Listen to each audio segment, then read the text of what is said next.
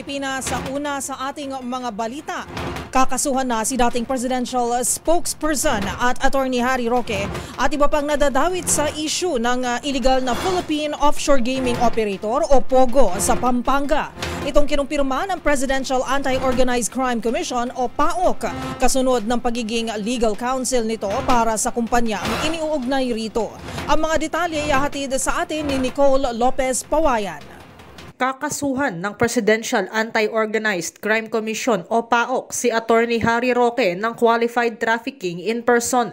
Ito ang kinumpirma ni Dr. Winston Casio, tagapagsalita ng Presidential Anti-Organized Crime Commission ukol sa mga ulat na may kakaharaping kaso si Roque at iba pa. Ayon kay Casio, nag-ugat ang kaso ni Roque dahil sa kanyang pag-abogado sa real estate company na Whirlwind Corporation kung saan nakatayo ang illegal na pogo sa Porac, Pampanga na Lucky South 99.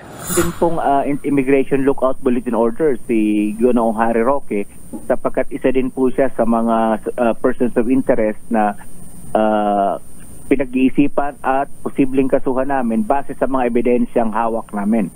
So, ang original naming intent was one after the other, kasuhan namin yung mga persons of interest namin doon sa Lucky South 99 o yung Porac Pogo Hub. Kaya lang mas minabuti ng aming task group, lalo na ng ating mga miyembro ng mga prosecutors na minsana na lang i-file yung mga kaso laban doon sa mga persons of interest. So, sabi ni Casio, iniaayos lamang nila ang isasampang reklamo laban sa dating tagapagsalita ni dating Pangulong Rodrigo Duterte at inaasang may bababa ito sa loob ng 2 hanggang 3 linggo. Ito si Nicole Lopez Puyawan para sa MBC TV Network News. Una sa Pilipinas, una sa Pilipino.